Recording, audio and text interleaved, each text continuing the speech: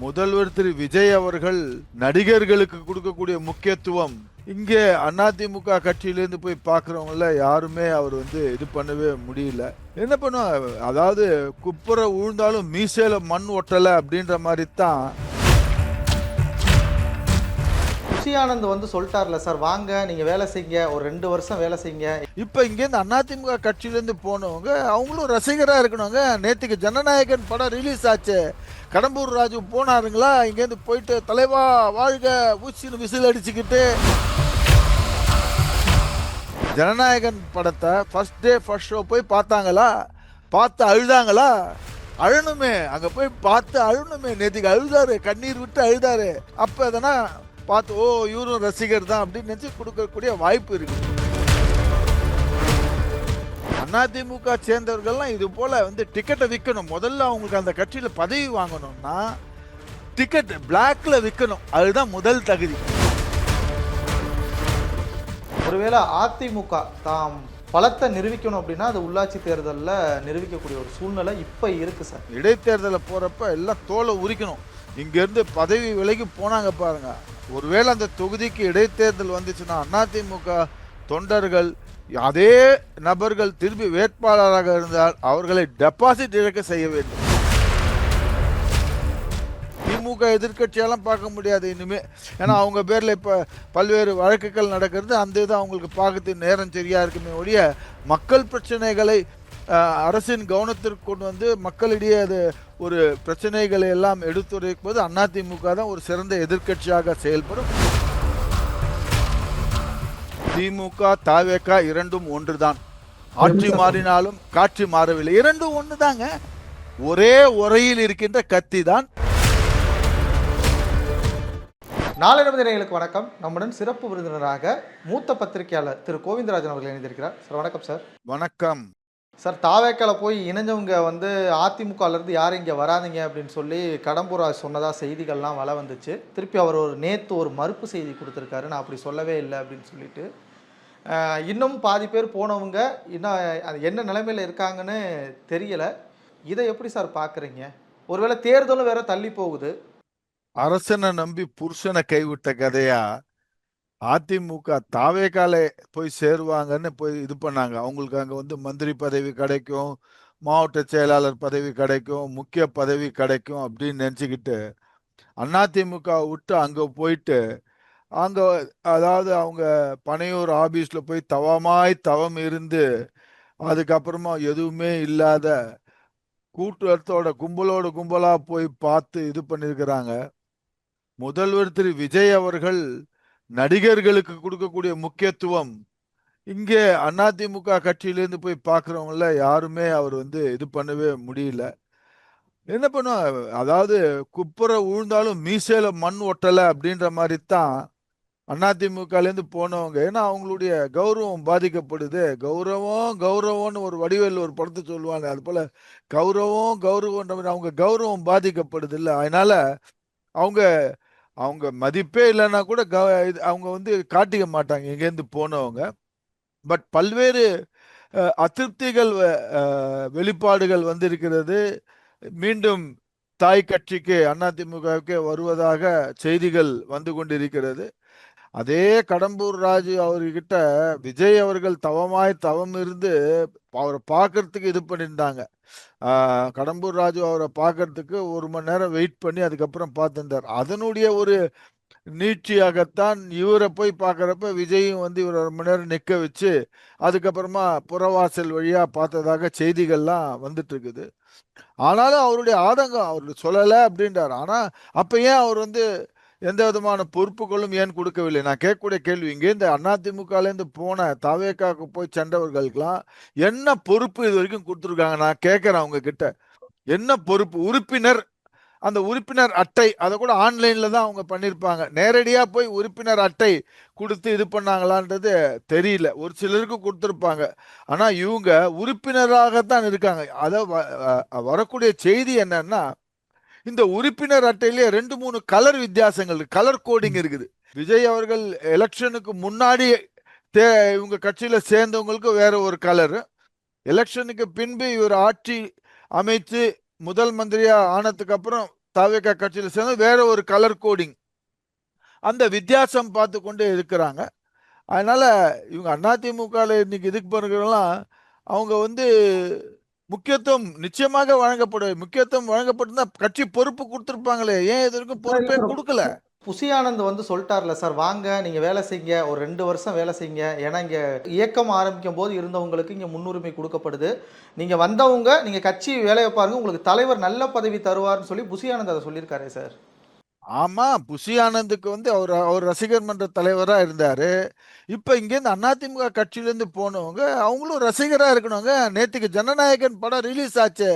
கடம்பூர் ராஜு போனாருங்களா, இங்கேருந்து போயிட்டு தலைவா வாழ்க ஊசின்னு விசில் அடிச்சுக்கிட்டு, விசில் அடிச்சாங்க குஞ்சுகளா இருந்துக்கிட்டு, இங்கேருந்து போனவங்க எல்லாம் அந்த படத்துக்கு பார்க்கறதுக்கு போய் இங்க பண்ணி டான்ஸ் ஆடிட்டு கீன்ஸ் ஆடிட்டு பண்ணாங்களா? அதிமுகலேருந்து போனவங்க ரசிகர்கள் நேத்துக்கு பண்ணாங்களே ஜனநாயகத்துல, ரோட மறிச்சு, தியேட்டர் வாசல்ல ரோட மறிச்சு, அந்த பேனர்லாம் போட்டுக்கிட்டு எல்லா எம்எல்ஏக்களும் எல்லா மந்திரிகளும் போய் பார்த்தாங்களே. சார் குறிப்பா ஜனநாயகம் ஃபர்ஸ்ட் டே ஃபர்ஸ்ட் ஷோ போய் பார்த்தாங்களா?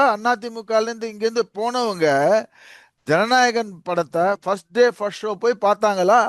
பார்த்து அழுதாங்களா? அழணுமே, அங்க போய் பார்த்து அழணுமே. நேத்துக்கு அழுதாரு, கண்ணீர் விட்டு அழுதாரு. அதெல்லாம் போட்டோ போட்டு ரீல்ஸ் போட்டாங்களா? அது போல பண்ணி ஒரு 4-5 வாட்டி அது போல பண்ணாங்கன்னா அப்ப எதனா பார்த்து ஓ இவரும் ரசிகர் தான் அப்படின்னு நினைச்சு கொடுக்கக்கூடிய வாய்ப்பு இருக்குது. அதெல்லாம் பண்ணலையே. அதிமுக அவங்களுக்கு முதல்ல டிக்கெட் கிடைச்சதானே தெரியல. அதிமுகவுல இருந்து போனவங்களுக்கு டிக்கெட் கிடைச்சதானே தெரியல. வரக்கூடிய செய்தி, மாண்புமிகு முதல்வர் அவர்கள் நான் வந்து ஊழலுக்கு எதிராக இது பண்ணுவேன், யாருன்னா ஊழலுக்கு லஞ்சம் கேட்டான்னாக்க என் பேரை சொல்லு அப்படின்னு சொல்லி சொன்னாங்க. நேற்றுக்கு பல்வேறு பாமர சாதாரண மக்கள் டிக்கெட் வாங்க போறப்ப ஒரு ஒரு டிக்கெட்டும் வந்து 1000 ரூபாய் 1500 ரூபாய்க்கு அப்படின்றதான் செய்தி வருது. ஆனா இவங்க முட்டு கொடுப்பாங்க தாவேக்காக்காரங்க, இல்ல இல்ல நாங்க டைரக்டா ஆன்லைன்ல பண்ணி 180 ரூபாய்க்கு டிக்கெட்னு சும்மா, அது பேரளவுக்கு ஒரு 2-3 பேருக்கு அப்படி போல பண்ணிருப்பாங்க. எல்லாத்துலயும் பிளாக்ல. நானே நேற்றுக்கு போய் கேட்டேன், பிளாக்ல தான் 2000 ரூபா ஐயர, 2000 ரூபா உனக்கு பாக்குறதா இருந்தா ஐயர 2000 ரூபா அப்படின்றான் வந்து டிக்கெட் விற்கிறவன். இது எங்க? வெற்றி தேட்டர். நான் இருக்கக்கூடிய பகுதியில் வெற்றி தேட்டர்ல இது போல இருக்குது. அதிமுக சேர்ந்தவர்கள்லாம் இது போல வந்து டிக்கெட்டை விற்கணும். முதல்ல அவங்களுக்கு அந்த கட்சியில பதவி வாங்கணும்னா டிக்கெட் பிளாக்ல விற்கணும். அதுதான் முதல் தகுதி. விஜய் படத்துக்கு தேட்டர்ல போய் பிளாக்ல டிக்கெட் வித்தாங்கன்னா அது ஒரு நல்ல ஒரு தகுதி, அவங்களுக்கு வந்து ஒரு பதவி வாங்குவதற்கு தகுதி, நல்ல தகுதியா இருக்கும். இன்றைக்கு அது போல முன்னால், அதாவது கடந்த சில வருடங்களுக்கு முன்பு இன்றைக்கு இருக்கக்கூடிய சில அமைச்சர்கள்லாம் அவங்களுடைய இது என்ன, விஜய் படத்துக்கு பிளாக்ல டிக்கெட் வித்திருந்தவங்க தான் இன்னைக்கு அமைச்சர்களா இருக்கிறாங்க. அதுதான் முதல் தகுதி. சார் இப்போ வந்து உள்ளாட்சி தேர்தல் இடைத்தேர்தல் வந்து கிட்டத்தட்ட தள்ளி வச்சுட்டாங்க, நீதிமன்றம் தடை வச்சிருக்காங்க. இப்போ உள்ளாட்சி தேர்தலுக்காக கிரீன் சிக்னல் கொடுக்கப்பட்டதெல்லாம் தகவல் வருது. ஒருவேளை அதிமுக தாம் பலத்தை நிரூபிக்கணும் அப்படின்னா அது உள்ளாட்சி தேர்தலில் நிரூபிக்கக்கூடிய ஒரு சூழ்நிலை இப்போ இருக்குது சார். ஒருவேளை அதிமுக அந்த தேர்தலை எதிர்கொள்ள என்ன மாதிரி கட்டமைப்புகள் எடுத்துக்குவாங்க? திரு எடப்பாடி பழனிசாமி அவர்கள் என்ன மாதிரி கட்டமைப்பை வந்து அந்த ஆலோசனை கூட்டத்தில் தொண்டர்களுக்கு கொடுப்பாங்க? அது எப்படி கட்டமைப்பாங்கிற ஒரு ஐடியா எப்படி சார் இருக்கும்?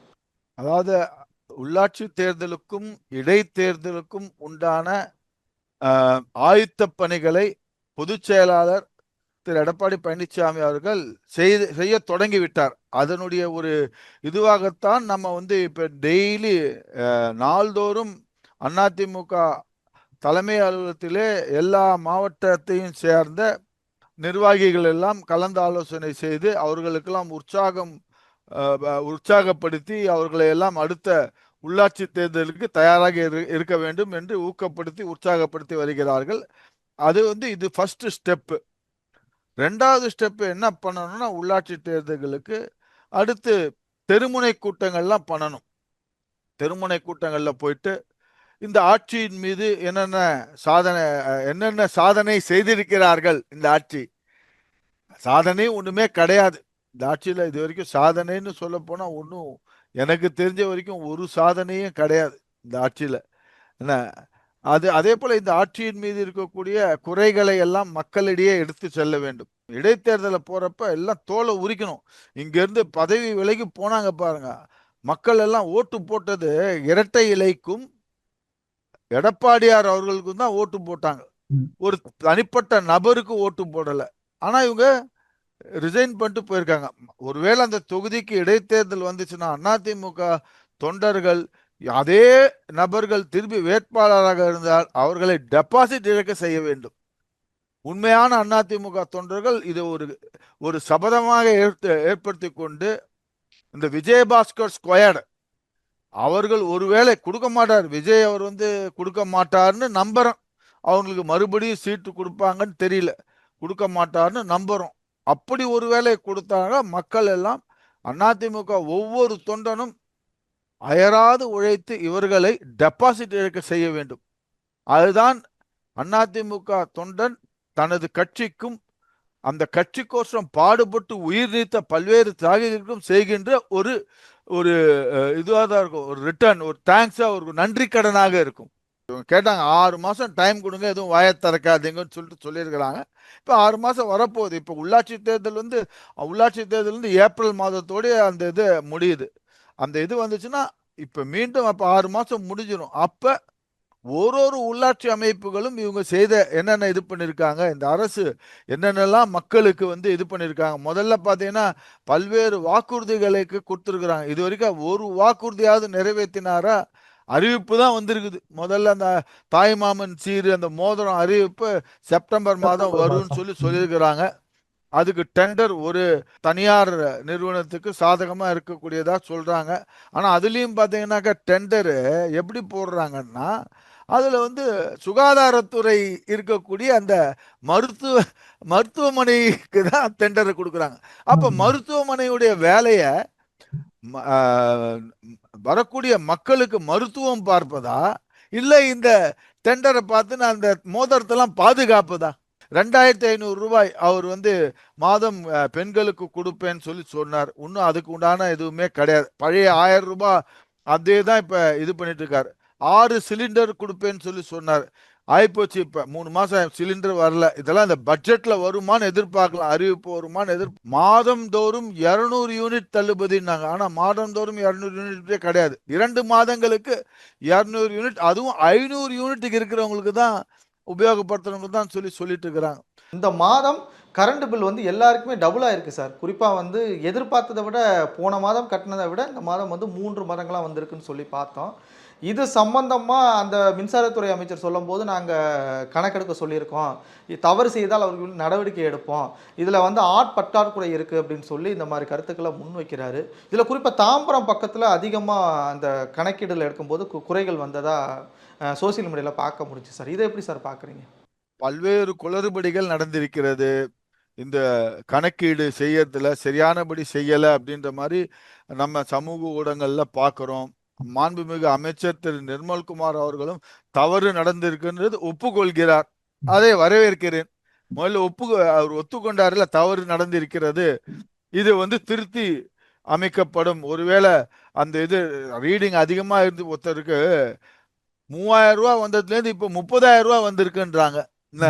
ஸோ அதெல்லாம் நம்ம பார்க்குறோம். அந்த தவறு நடந்துச்சுன்னா அதை வந்து அடுத்த இதில் ரிவர்ஸ் பண்ணப்படும், அதை திருத்தி அமைக்கப்படும்னு சொல்றாரு. ஃபர்ஸ்ட் ஆஃப் ஆல் இந்த தவறு எப்படி நடந்தது என்பதை அவர் சரி செய்ய வேண்டும். மின்சார வாரியத்திலையும் பல்வேறு இது நடந்து கொண்டிருக்கிறது. அங்க வந்து அறிவிக்கப்படாத மின்வெட்டு நடந்து கொண்டிருக்கிறது. ஊழியர் பற்றாக்குறை இருக்கிறது. எல்லாம் எப்படி இருக்குன்றதை பார்க்கணும். இதெல்லாம் தான் தெருமுனை பிரச்சாரங்கள்ல நம்ம அந்த உள்ளாட்சி அமைப்பு தேர்தல் இது பண்ணி இப்பவே பிடிச்சி ஒரு இடத்துல தெருமுனை கூட்டங்கள் நடத்தப்பட வேண்டும். இல்ல அதிமுக சார்பா இப்ப ஆர்ப்பாட்டங்கள் அறிவிக்கப்பட்டு வருது சார். இப்ப இந்த திண்டுக்கல் அந்த பழனி கோவில்ல நடந்ததுக்கு ஒரு ஆர்ப்பாட்டம் அறிவிச்சிருக்காங்க. அதுபோக இங்க நெற்குன்றத்துல ஒரு திமுக ஆட்சி காலத்துல தொடங்கப்பட்ட ஒரு மதுபான கடையை மூடன்னு சொல்லி ஒரு ஆர்ப்பாட்டங்கள் அதிமுக சார்பா அறிவிச்சிட்டு வராங்க.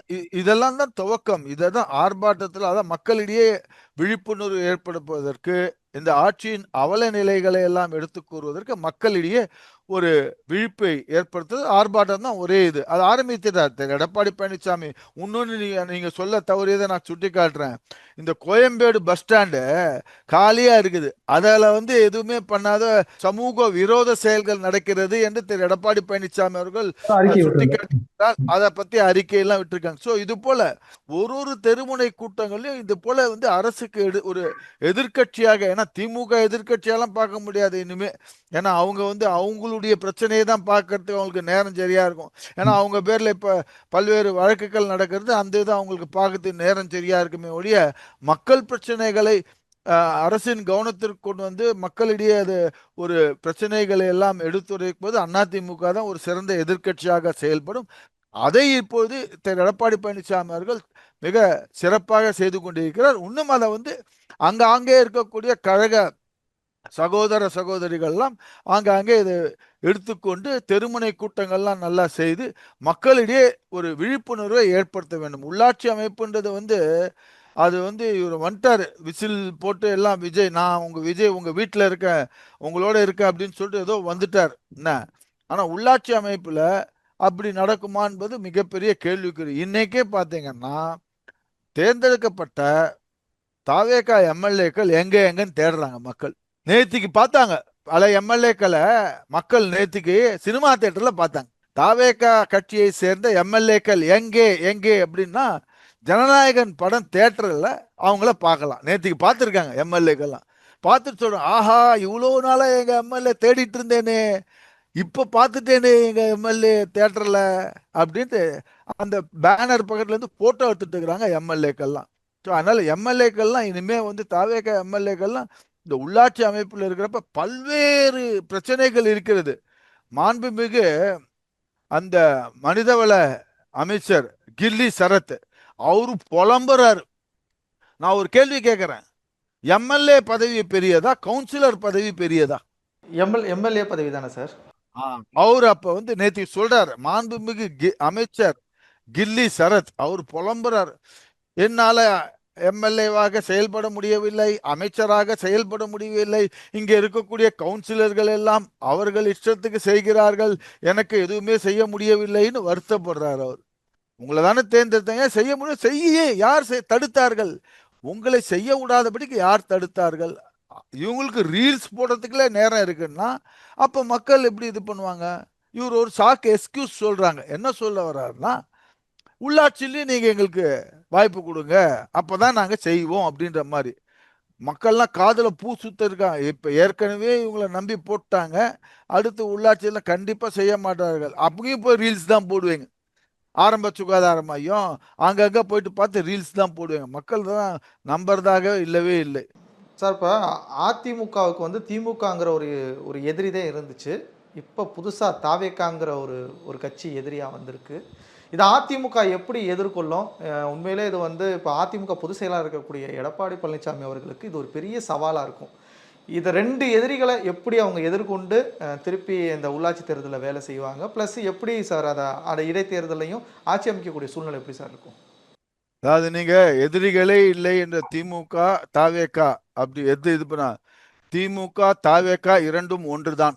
ஆட்சி மாறினாலும் காட்சி மாறவில்லை, இரண்டும் ஒண்ணுதாங்க. ஒரே உரையில் இருக்கின்ற கத்தி தான் இந்த திமுக தாவேகா. என்ன வித்தியாசம் இருக்கு 2 பேருக்கும்? அவங்களும் திமுக ஆட்சியில் என்ன பண்ணியிருந்தாங்க, கருத்து சுதந்திரம், யாருன்னா திமுக ஆட்சியை பத்தி எதிராக பேசினாலும் அவங்க பேர்ல ஒரு வழக்கை போட்டு ரிமாண்ட் பண்ணு. இப்ப இவங்களும் என்ன பண்றாங்க, யாருன்னா எதனா ஒரு கருத்து விமர்சனம் மீது ஆட்சியின் மீது விமர்சனம் வைத்தார்கள், அவங்க பேர்ல வழக்க போட்டு ரிமாண்ட் பண்ணு. நேற்றைக்கு கூட உயர்நீதிமன்றம் அந்த கருத்தை சொல்வதற்கு செய்யக்கூடாது, இது போல ஒரு அரசையோ அமைச்சரையோ விமர்சனம் செய்தால் அவர்களை கைது செய்யக்கூடாது என்று நேற்றைக்கு கூட உயர்நீதிமன்றம் இந்த பழனி கோவில் சமாச்சாரத்தில் ஒரு ஒரு உத்தரவு அப்சர்வேஷன் நேற்று கூட கொடுத்திருக்கிறாங்க. என்ன சென்ற ஆட்சியில அவர் வந்து முன்னாள் முதல்வர் திரு ஸ்டாலின் அவர்களை பொம்மை முதல்வர், இவரு அதே போல என்ன பண்ணிட்டு இருக்கிறார், இவரு நடிகர், இவரு வந்து காலையில போறாரு சாயங்காலம் வர்றாரு. என்ன இவர் வந்து செய்திருக்கிறார் ரீல்ஸ், இது வந்து ரீல்ஸ் இதுவாக தான் இருக்கு. போன ஆட்சியில திமுக ஆட்சியில பாத்தீங்கன்னா அது போட்டோ ஷூட் ஆட்சி, இந்த ஆட்சி பாத்தீங்கன்னா ரீல்ஸ் ஆட்சி. என்ன வித்தியாசம் இருக்கு? ரீல்ஸ் போட்டோ ஷூட், அது திமுக ரீல்ஸ் இருக்காது, எல்லாத்துலயும் போட்டோ ஷூட்டை போட்டு போட்டோ எல்லாம் போட்டு இது பண்ணுவாங்க, இந்த இதுல ரீல்ஸா போடுறாங்க. இதுதான் வித்தியா. அதனாலதான் நான் சொன்னேன், திமுகவும் தாவேக்காவும் ஒன்றுதான், மாறுபட்ட கிடையாது. அதனால எதிரி என்பது ஒன்றுதான். அதே அணுகுமுறையை எப்படி திமுகவை எதிர்த்து இது போட்டிட்டோமோ, எப்படி நாம் செய்தோமோ அதே அணுகுமுறையை தான் இப்போதும் செய்யும். 2க்கும் எந்த வித்தியாசம் கிடையாது. சார் இப்போ வந்து அதிமுகல இருந்து சிங்கை ராமச்சந்திரன் வந்து பதவியை பதவி விலகியிருக்கார் சார். ஸோ அதிமுகவில் நிறையா இளம் பேச்சாளர்களை உருவாக்குனது வந்து ஒரு பெரிய பங்கு வகித்தது வந்து சிங்கை ராமச்சந்திரன் சார். இவரோட அந்த பதவி விலகலை ஒரு பத்திரிகையாளராக நீங்கள் எப்படி பார்க்குறீங்க? அது கட்சிக்கு வந்து உண்மையிலேயே நஷ்டம் தானா, இல்லை கட்சிக்கு அது அது இப்போ உள்ள சூழ்நிலையில் இது அவர் எடுத்த முடிவு எப்படி சார் இருக்கும்? அதாவது பல்வேறு சந்தேகங்களை எழுப்புகிறது. அவர் மீது நிறைய மரியாதை இருக்கிறது எனக்கு. சிங்கை ராமச்சந்திரன் நீங்க சொன்ன மாதிரி பல்வேறு இளம் பேச்சாளர்களை உருவாகி இருக்கிறார். மாணவர் அணி இதுவா தலைவரா இருந்திருக்கிறார் அவரு. இது வந்து என்ன சந்தேகத்தை எழுப்புதுன்னா, நேற்றைக்கு அவர் வந்து திரு எடப்பாடியார் அந்த கூட்டத்துல கலந்துகிறார். அதுல புகைப்படம் கூட நம்ம பார்க்க முடியும். கூட்டத்தில் முதல் வரிசையிலோ 2வது வரிசையிலோ அவர் உட்கார்ந்து இருக்கிறார். அந்த கூட்டத்தை முடித்து வெளியே வந்தவுடனே எப்படி உடனடியாக கிடுகிடு அந்த 2 பக்கங்களுக்கு தமிழ் ஆங்கிலத்தில் எப்படி அவர் இது பண்ணார்? ஒரு ஒரு சந்தேகத்தை எழுப்புகிறது. அப்படின்னா அவர் முன்னாடியே தான் விலகுவதாக திட்டமிட்டு இந்த கூட்டத்திலே கலந்து கொண்டிருக்கிறார். இது வேண்டுமென்றே கூட்டத்தில் கலந்து ஒரு அதிருப்தியா நான் வந்து போடுறேன் அப்படின்ற மாதிரி ஒரு பிம்பத்தை கட்டமைப்பதற்கு செஞ்சிருக்கிறாரோன்னு ஒரு சந்தேகத்தை எழுப்புது. ஏன்னா கூட்டத்தை முடிச்சுட்டு வந்த உடனே டக்குன்னு அவர் வந்து எக்ஸ் வலைதளத்துல வெளியிடுறார் அவருடைய ராஜினாமாவை. தமிழ் ஆங்கிலம் எல்லாம் இப்ப ப்ரிப்பேர்டா வந்திருக்கிறாருன்னு தோணுது. ஏன்னா அவர் எல்லாமே ப்ரிப்பேர்டா கையில ரெடியா வந்திருக்கிறாரு. கூட்டத்துல கலந்துக்கிறேன், கூட்டத்துல எடப்பாடி அவர்கள் சரியா எதுவும் பண்ணல அப்படின்ற மாதிரி ஒரு போலி பிம்பத்தை, ஒரு போலியான ஒரு தோற்றத்தை உருவாக்கி தொண்டர்களிடையே ஒரு தொய்வை ஏற்படுத்துவதற்கு செய்வதாக இருக்கும் என்றுதான் என்ன தோன்றுகிறது. ஏன்னா அவர் வந்து முழுக்க முழுக்க திரு வேலுமணி அவர்களின் தீவிர ஆதரவாளர். அது எல்லாருக்குமே தெரியும். அவர் திரு வேலுமணி அவர் எஸ்பி வேலுமணி அவர்களின் தீவிர ஆதரவாளராக செயல்படுகிறார். ஒருவேளை அவர் சொல்லி இவர் செய்கிறாரோ என்றும் ஒரு சந்தேகத்தை ஏற்படும். வேலுமணி அவர்கள் நீ இது போல பண்ணுப்பான்னு சொல்லி அவருடைய இன்ஸ்ட்ரக்ஷன் மூலம் அவருடைய ஒரு தூண்டுதலால் இந்த இது நடந்திருக்குமோ என்று ஒரு சந்தேகம் கூட எழுகிறது. ஆனாலும் அவருடைய இழப்பு ஒரு இழப்பாகத்தான் நாம் பார்க்க வேண்டும். ஆனா இப்படி ஒரு ஆர்கனைசேஷன் இருந்துச்சுன்னா, ஒரு இன்ஸ்டிடியூஷன்னா, தனி நபரை கொண்டோ தனி மனிதனை கொண்டோ எந்த ஒரு இயக்கமும் இருக்கக்கூடாது. என்ன ஆர்கனைசேஷன், ஒரு இன்ஸ்டிடியூஷன், இது தொண்டர்களால் அவர்களுக்கு உருவாக்கப்பட்ட ஒரு இயக்கம் அதிமுக. அதனால சிங்கை ராமச்சந்திரன் வேற ஒரு ராமச்சந்திரன் யாராவது வருவார், வேற ஒரு நபர் யாராவது இந்த இடத்துக்கு வருவார். அந்த ஒரு வாய்ப்பை ஏற்படுத்தி கொடுத்திருக்கிறார். ஏன்னா இந்த வாய்ப்பு இப்போ நல்லா இருக்கக்கூடிய உண்மையா இருக்கக்கூடிய ஒரு தொண்டனுக்கு இது ஒரு வாய்ப்பை இருக்க, அதுக்கு நன்றியை தெரிவிச்சுக்கிறேன். அதனால இவர் போனதுனால எல்லாம் எதுவும் இருக்கா சார்? அதிமுக மீண்டும் குறிப்பிடுகிறேன், அதிமுக எல்லாரும் போட்டோம், திருப்பி அது விருட்சமாக வளரும். எல்லாரும் போட்டோம், திருப்பி விருட்சமாக வளரும். ஏன்னா அது அப்பேற்பட்ட ஒரு இயக்கம். ஆனா இப்ப போகிறவர்கள் எல்லாம் நிர்வாகிகள் தலைவர்கள் தான் போறாங்க, தொண்டர்கள் அப்படியே தான் இருக்காங்க.